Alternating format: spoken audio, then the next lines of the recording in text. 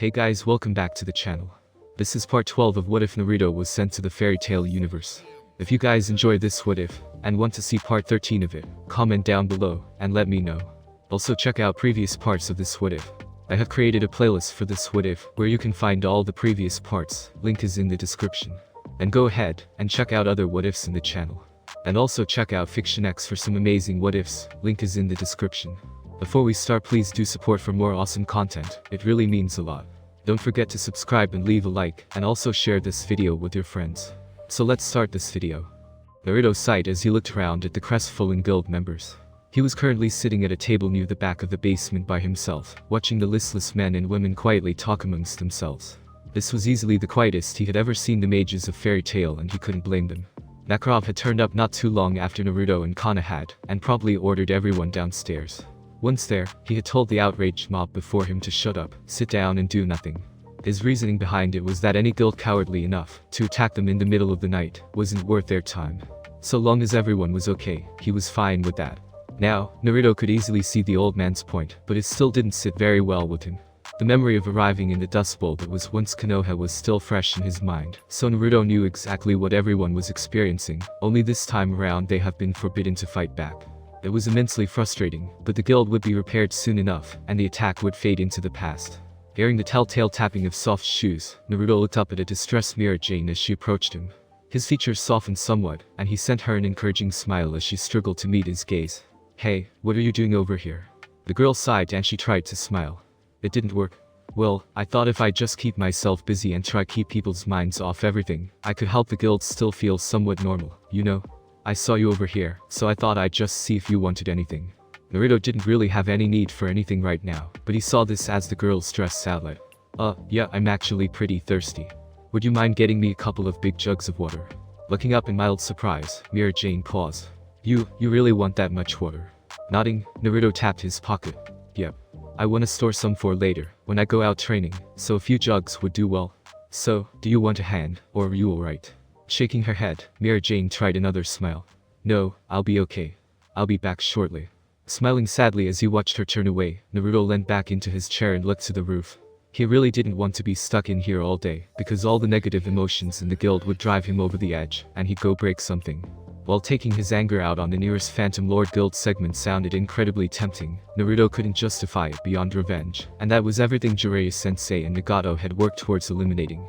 Hearing a chair bumped, Naruto looked down and saw Mira Jane expertly traversing the obstacle course of tables and chairs, while holding up several liters of water with each arm. Once she made the table, she dropped it all inside in relief. "Well, there you are, Naruto. Is there anything else you need?" Shaking his head, Naruto looked up at Mira, and gave her a warm smile. "No, that will be all. I'll be heading out now to train anyway. If you need me, you know where I'll be." Doing her best to sound happy, Mira Jane nodded. "Okay. Well, you have fun and I'll see you this evening, yeah?" Grinning, Naruto reached out, and lifted her chin up with one finger, so her eyes met his. "You sure will. And don't you worry either, everything will be fine before you know it. I promise." Mira then finally smiled a smile that reached her eyes. Not saying anything, she just nodded and turned to grab the empty water jugs. Happy that he had managed to lift the girl's mood for a little while at least, Naruto turned and walked to the stairs. Standing under the midday sun, Naruto fished out his seal, and released a little water to drink. He had been sparring with himself for the last few hours in an effort to calm himself down, and it had been a little help. He still wanted to destroy something, but it was more directed at inanimate objects now. Sitting down for a short break, Naruto squinted up at the sky and began pondering his situation again. As much as he was trying to avoid it, the blonde was becoming rather attached to all his new acquaintances. They were all such a breath of fresh air from all the fighting and battle-worn faces that he was getting used to seeing back home. He'd be lying if he said he wasn't enjoying it here, but duty came before pleasure. The lack of options, however, was quite a hindrance. As Sogen had proven to be a seemingly dead end, Naruto still wanted to chase him down for more information, and his original spawning ground was useless, unless he suddenly developed some space-time ninjutsu that rivaled Kakashi's technique. Taking another sip from his seal, Naruto suddenly startled as he remembered something. His summons. They had reverse summoned him to Mount Miyaboku a couple of times, so maybe his toads could reverse summon him from here. Kicking himself repeatedly for letting this gem of an idea slip his mind until now, he nipped his thumb with his teeth, breaking through enough layers to draw blood. Flicking through a short list of hand seals, Naruto slapped his palm down on the ground. Summoning technique. The circle made up of small squiggles encompassed his hand, while several straight lines shot out from the point of contact. A small billow of smoke went up and Naruto cheered in excitement. Yes. Gomakichi, am I glad to see you. However, as the smoke cloud cleared, Naruto halted in his celebration as he looked down. Instead of the spunky orange toad with a snazzy blue overcoat, there flapped around a tadpole. Kneeling down, Naruto looked at the tiny thing before it disappeared from a lack of water. Sitting back in confusion, Naruto looked at his hands. He had used the same amount of chakra as usual to summon his little buddy Dedede. Trying again, Naruto called out the technique, and was rewarded with the same tadpole. It disappeared faster this time, obviously not having recovered from the last summon. Crossing his legs under him, Naruto also crossed his arms in thought and frowned.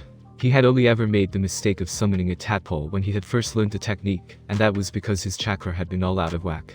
The weird thing though was this tadpole was teeny tiny, like not even a quarter the size of Naruto's first ever attempt.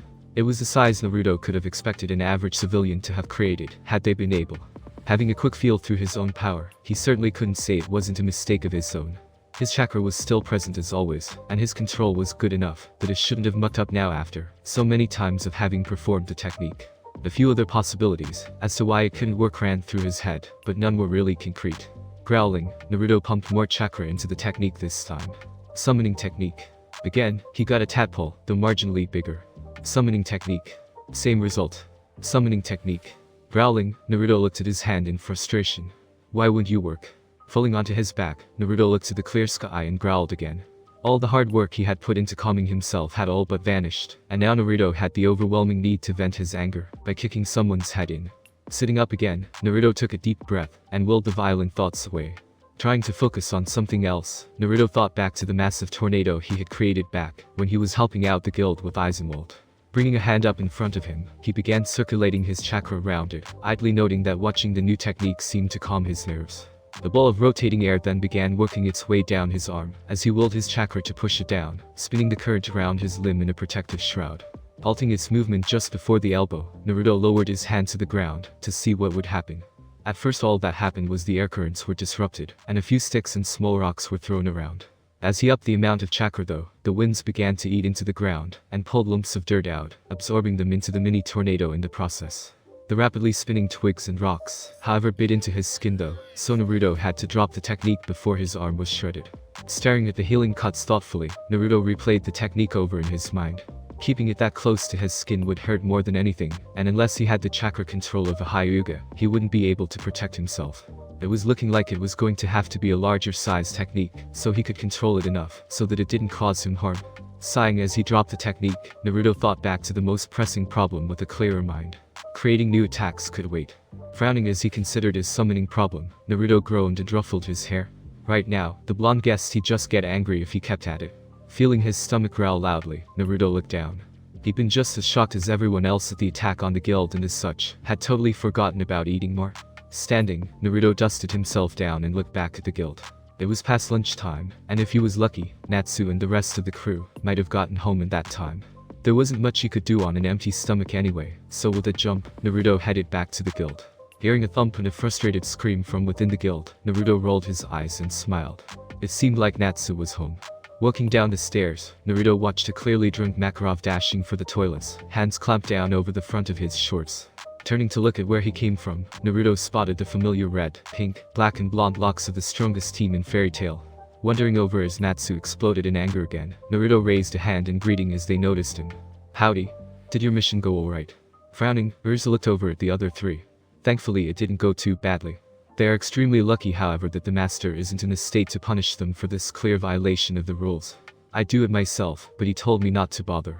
Interrupting Urza completely, Natsu bounded over and landed mere inches from Naruto's face, his volume level deafening. Naruto. Did you see the bastards that did this to our guild? Where are they? Not giving Naruto a chance to respond, Urza reached out and grabbed Natsu by the collar, and then threw him forcefully into the wall. She looked over at him in annoyance as he slid down the surface. Honestly Natsu, learn some manners. I was talking first, so wait your turn. Besides, I doubt Naruto saw anything as he was asleep just like everyone else when this happened, correct? Turning to look at the blonde, she saw him nod. Yeah, Kana offered me a comfier bed last night, so I stayed at hers. Overhearing the conversation, it was Lucy's turn to butt in, her cheeks flushed as her mind wandered. Kana's. But I thought you two had only just met. Nodding, Naruto grinned. Yup.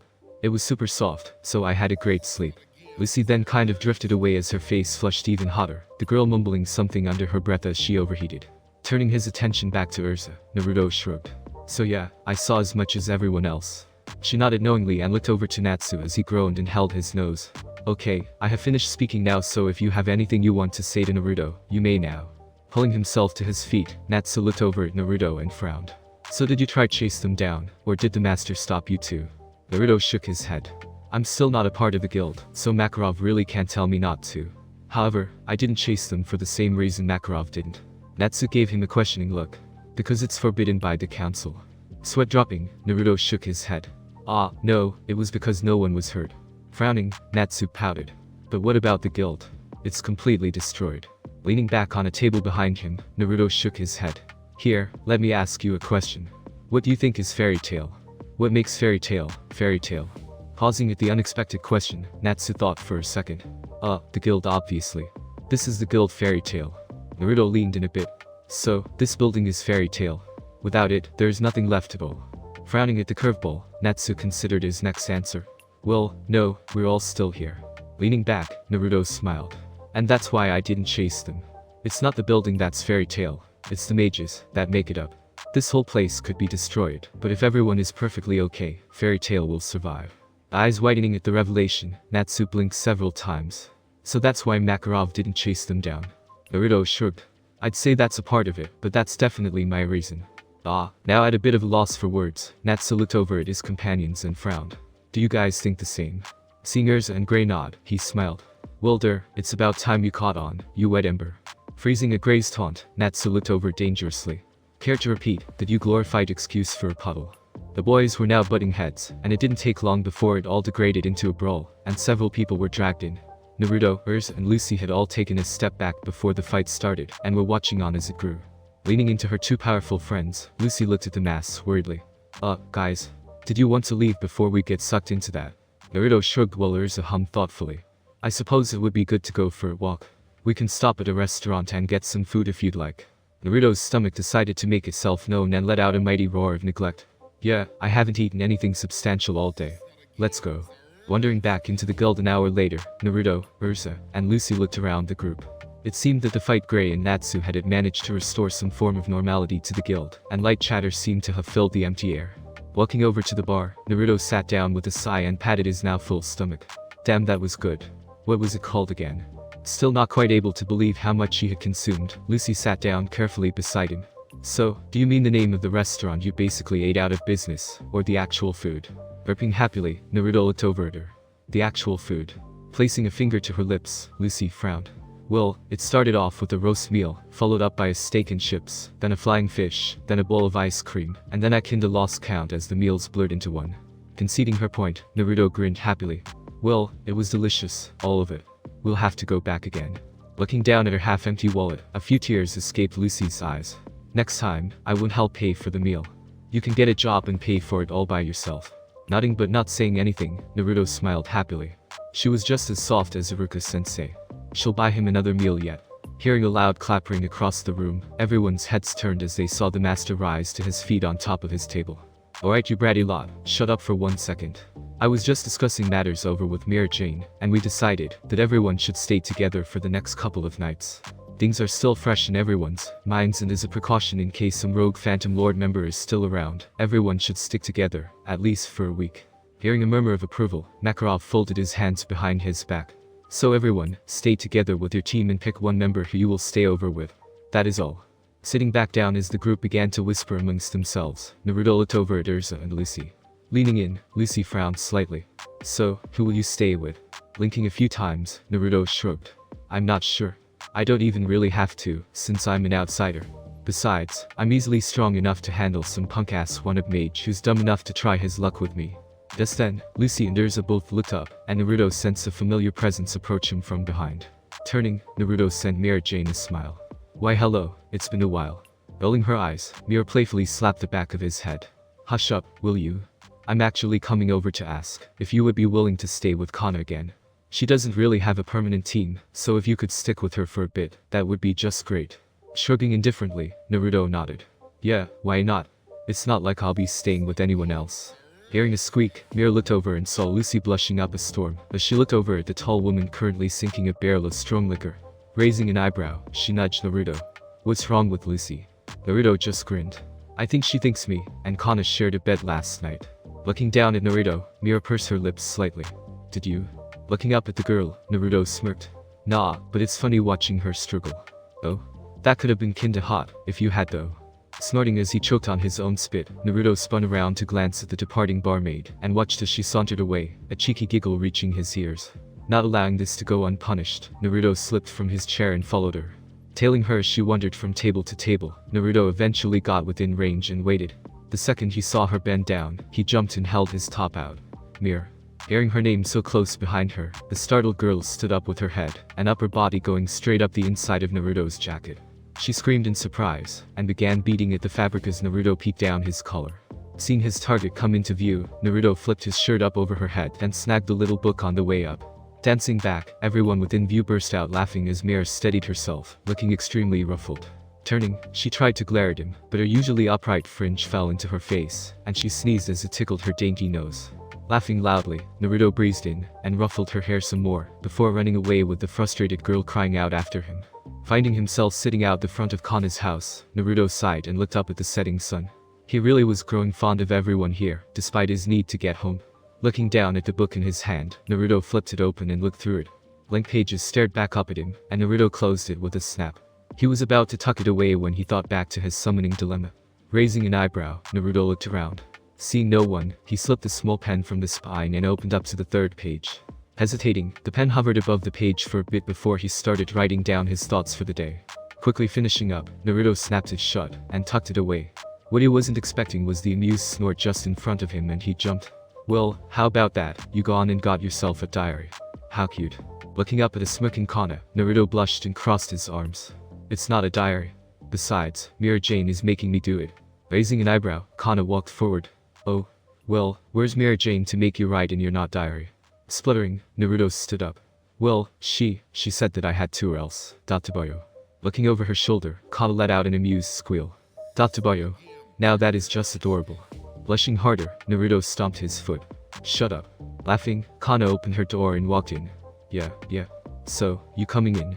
That night went fairly smoothly with nothing too unusual happening. They ate, conversed, watched a bit of TV, bid each other good night, and went to sleep in their separate beds. Everything went smoothly until the morning, the only hiccup being when Naruto jolted awake after a dream in which he turned into a bug. By that stage though, the sun had already started peeking over the horizon, so Naruto decided that he'd crawl out and get breakfast started. Staggering into the kitchen, his bleary mind noted that Kana was still in bed. Yawning as he got started, Naruto fished around in the cupboard and fridge for anything that resembled food. Starting up some bacon and eggs, Naruto looked over at Kana's door. She had let him stay here 2 nights in a row, and hadn't asked for a jewel in return. So, cracking another egg into the pan, Naruto got started on her breakfast. Flipping the bacon, Naruto looked over at the door and raised an eyebrow. He had thought Kana would have arisen by now, after all the noise he made. Shrugging, he flicked off the gas and loaded the meat and eggs onto a plate for each of them. Walking over to her door, he kicked it several times and called out, "Kana, you in there?" Hearing a rustling of covers, her voice floated back out. "Yeah, still here. You can come in if you want." Standing back, Naruto lifted his foot and twisted open the handle with his toes. Kicking it open, he wandered in and saw Kana tucked under her covers, lying with her hands crossed behind her head, her masses of long brown hair covering her pillow and quilt. She looked up at him through sleepy eyelashes and smiled as he walked in, balancing the 2 plates. "Breakfast in bed. I was hoping for it, but thought it to be just a dream. Thanks for making my dream come true, beautiful." She winked at him and blew the blonde a kiss. Naruto just smirked and sat down beside her. He placed the plate on her stomach and shrugged. "Well, what am I meant to do? You let me stay here, well, you pay for the place, so it's the least I can do." Nodding, the brunette grinned up at him. "Yeah, I'd say so. You can stay here for as long as you want, though if this is what I can wake up to every morning." Snorting, Naruto picked up a piece of his meal and stuffed it into his mouth. They then fell into silence as they ate, each comfortable in the other's presence. Finishing up, Kana sighed and stretched her arms above her head. "Well now, thank you very much for that, but I best put some clothes on before we head out." Looking down at her, Naruto cocked an eyebrow. "Wait, you do have underwear on under there, yeah?" Stretching out her long, unclothed arms, she wriggled her eyebrows. "Does it look like it?" Naruto shrugged. "I dunno. I don't have X-ray vision, though right now it's sounding like it'd be pretty awesome." The girl simply sent him a smile and rested her hands on the top of the quilt. Looking at the smooth skin, Naruto let his gaze drift down to the curves hidden beneath the covers. Giving her a once-over, he finally nodded to himself. Yup, X-ray vision right now would be totally amazing. Laughing, Kana handed him her plate and pushed him off the bed. Yeah, I know a lot of people in the guild that would love to have that too, both men and women. Now scat, I gotta find my undies. Pausing to look once more at the teasing brunette, Naruto sighed and walked through the door. Close it. Pouting, Naruto pulled the door closed with his foot as Kana chuckled from inside her sanctuary. Standing outside as Kana pulled the door closed, Naruto looked around. Seeing less than the usual amount of people, Naruto frowned. Not again. Seeing his temporary roommate wander down, Naruto called out to her. Kana, let's hurry. I have a feeling something else happened. Looking around, Kana frowned. But why? There are still people around, though not as many as usual, I'll admit. Naruto shook his head. No, I've learned to look out for something like this. Something is definitely up. Let's hurry. Reaching the guild, the duo looked around as they tried to spot anything out of the ordinary. Nothing seemed to have changed though, except for a number of quietly spoken people around them, all glancing at the two. Deciding it was time to be straightforward, Naruto walked up to the nearest person and tapped her shoulder. Hey, what's all the whispering about? Instantly finding it awkward to speak, the woman's eyes flicked from Naruto to Kana and back again. Well actually, I'd rather not tell you, just go see for yourself. It's at Southgate Park. Nodding, Naruto thanked the lady and walked back over to Kana. How fast are you? Stalling at the direct question, Kana raised an eyebrow. I ain't bad, but I have nothing on someone like Urza or Jet. Scooping the surprised girl up into his arms with a squeal, she looked up at him in shock as he stared running. Hold on tight then, I'll get us there in a minute. She then squealed again as Naruto leapt to the rooftops. Reaching the park, Naruto dropped his shocked Kana to her feet and marched forward. There was quite a crowd gathered around the base of the massive tree in the middle, shocked and horrified whispers surrounding him as he pushed through. Kana followed closely behind, squinting up at the strange markings on the tree.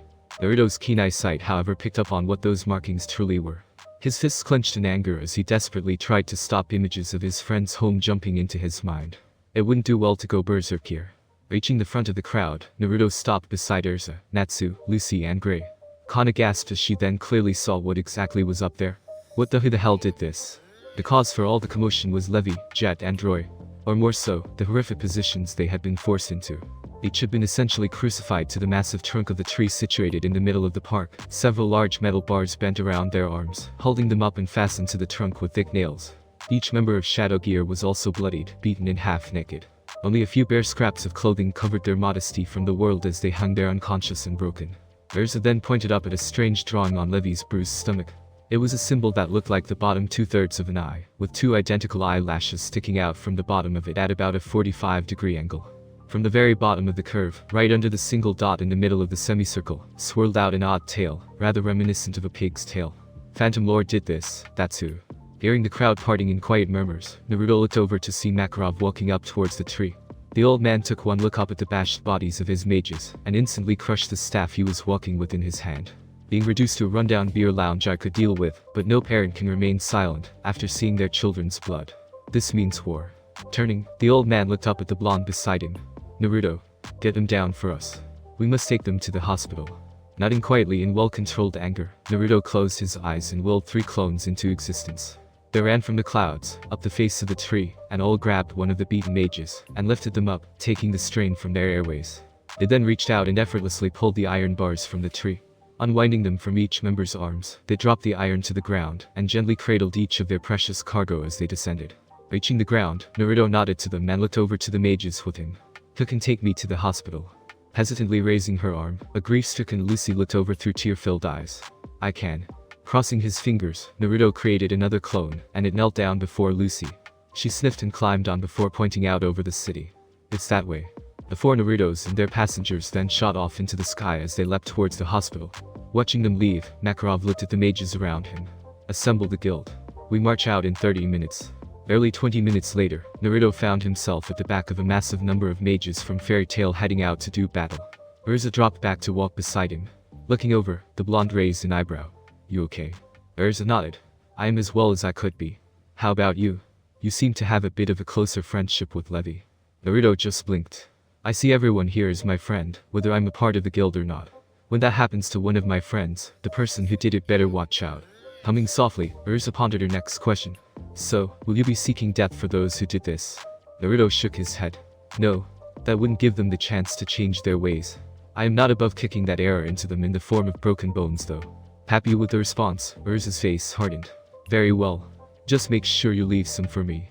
Cracking his knuckles, Naruto glared ahead at the town that appeared over the sweeping hill. Can't promise that, sorry. The mages inside of the Phantom Lord Guild were all laughing and talking loudly amongst themselves, obviously pleased with the destruction of Fairy Tail's headquarters. The fact that their star member had also roughed up a couple of those flies only added more fuel to their joy. News was freely passed around, and guildmates swung from one another's arms as they continued the celebration. Their party, however, was dramatically interrupted when a dark rumbling echoed from the other side of the guild's entrance. Most only had the chance to look over before an explosion blew the massive wooden doors from their very hinges, the heavy doors being thrown backwards by the power thrown into them from outside. They collected several Phantom Lord Guild members as they flew across the room, smashing into the far walls and reducing them to nothing but rubble, leaving the unfortunate mages caught in their path unconscious.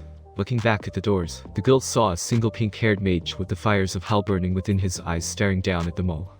Standing up from his shoulder charge, he stepped in as the rest of the guild began filing in through the front of the building.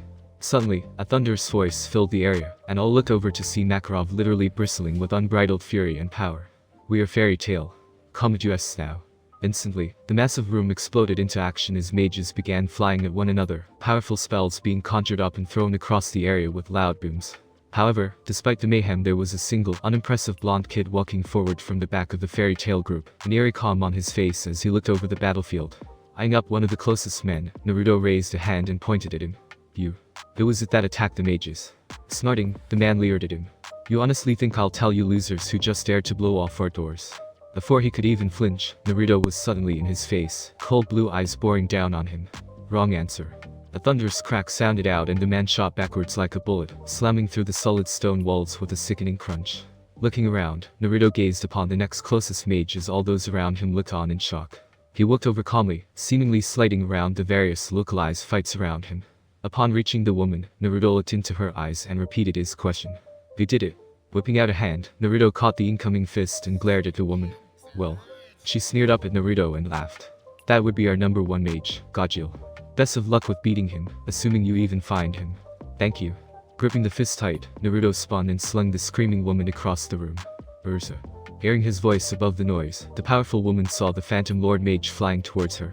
Spinning around with a rising back heel, she connected to the hapless woman's face, and sent her spinning over to the far wall with a crash. Turning to look back at Naruto, she saw he had disappeared. She didn't have time to wonder where, though when several men jumped her with a battle cry. Her eyes flashed and within seconds, all attackers were sent flying backwards, blood shooting out from many deep slices all over their bodies. High above the room, a strange man sat looking down at the chaos with a slightly maniacal glint in his red eyes. Spiky black hair was slicked back over his shoulder blades, revealing a wide forehead and hairless brows. In the eyebrows placed, however, were 3 small studs that ran down to his sharp nose. Again, 3 studs lined each side of his nose, another one located just under his bottom lip, and then yet another further down in the middle of his chin.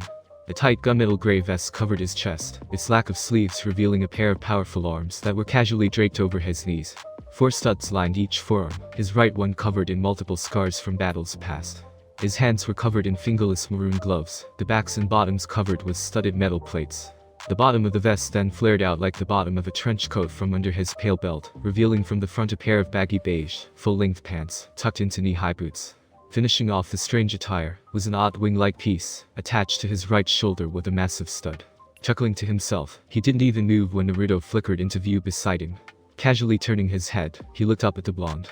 "Well now, I wasn't expecting someone to find me so quickly."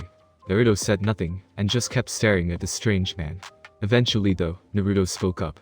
"You are Gajil, I assume?" Grinning, he nodded. "That be I. And who might you be?" Naruto shook his head. "A nobody. You do realize though, that those people you attacked were friends of mine." Standing, the tall man looked down at the blonde. "Yeah, of course I did. That's the only way to get your pathetic guild into action." Naruto relaxed a bit, readying himself for the attack. "Ah, but that's where you're wrong. I have no formal attachment to that guild.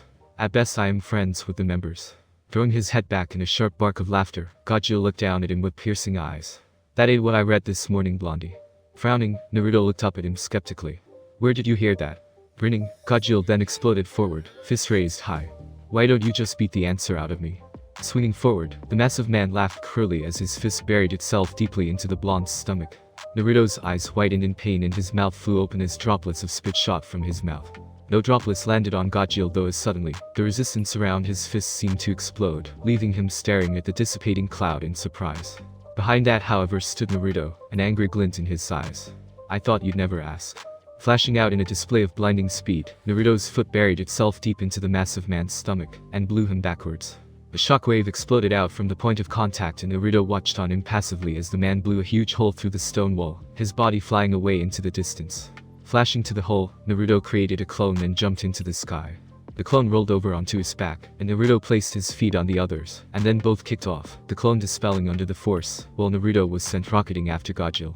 Grunting as he hit the mountain face, Gajeel silently thanked his ability to turn himself to metal as he was buried deep into the ground. That midget packed a solid hit. Digging his way out, the raven-haired man shook himself free of dirt, and was unsurprised to see the blonde standing before him, as calm and collected as ever. Letting out a laugh, Gajeel pointed at Naruto. "I gotta hand it to you, there ain't been many people who have hit me that hard before." Naruto just started walking towards his opponent. "I assure you, before the fight finishes, you'll know that there is no one in this world who could match how hard I'll hit you." Cackling, Gajeel sneered at him, and crooked a finger at him. "That's a big call there. Come to Papa, and show me what you got." His eyes then widened as Naruto suddenly disappeared in a puff of smoke. "What?" Not even given a chance to finish his question, a punch nailed the man in the middle of his back, and sent him spiraling away into a large rock. Jumping to his feet, Gajeel's eyes flicked around in hopes that he could spot the elusive blonde. "Come out and play like a real man. Stop hiding behind your little puppets." Seeing Naruto walk up from behind the rock, the man grinned. "So, you decided to listen?" Naruto said nothing and continued to walk towards him. Gajeel just laughed however and spun around as Naruto flew in from behind. "You think you could get the drop on me twice, hey?" "Ha, don't think so." Lashing out, Gajeel's arm suddenly turned into a thick metal beam, and shot out towards the blonde. The iron smacked Naruto solidly in the gut, and blew him backwards. The Iron Man let out a victorious laugh, but it was cut short when that Naruto suddenly exploded. "Yes, I did listen. Best watch where you're looking." Growling, Gajeel spun around, and slammed his metal arm into the ground, rock and dirt exploding out from the point of contact. Naruto's eyes had easily tracked the sweeping movement however, and had sidestepped at the last minute. Sweeping a foot under Gajeel's legs, the man found himself airborne for a split second before Naruto dropped a heavy elbow deep into his gut.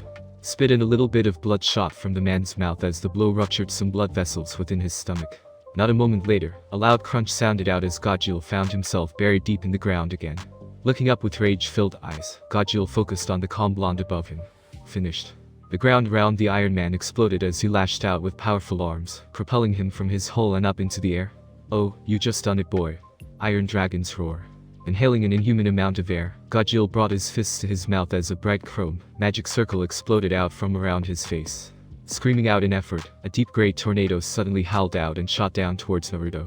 Dumping backwards, Naruto noted how the powerful wind obliterated the ground where it made contact, tiny blades of razor-sharp metal within the screaming attack, shredding anything they came in contact with. Frowning as Gajeel directed the attack to follow Naruto, the blonde danced sideways as the tornado quickly caught up to him. No time. Letting out a massive laugh, Gajeel threw his head to the heavens as he watched his attack catch up to and completely strip the boy of his flesh.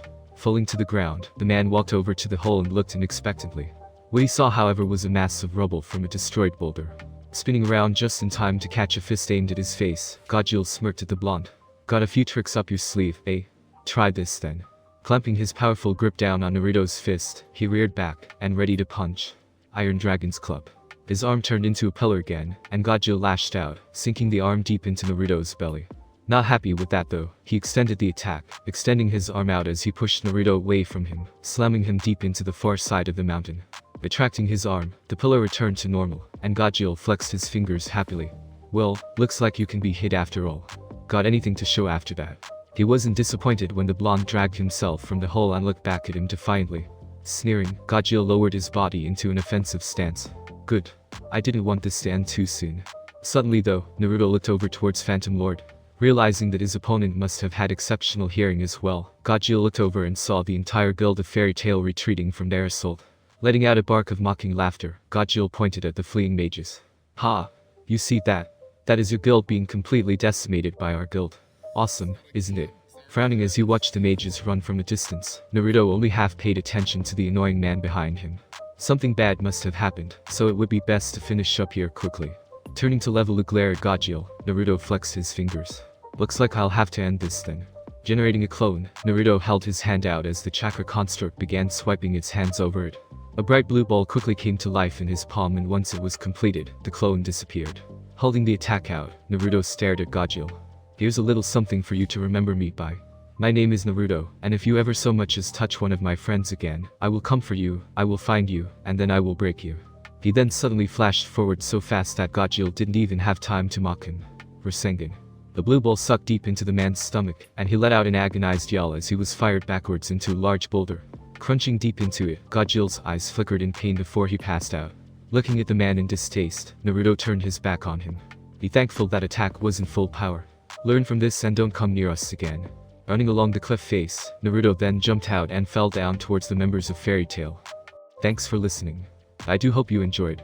If you want a next part of this video, like, subscribe, and comment down below, and turn on that bell notification, and also check out the other videos that I have created, and enjoy.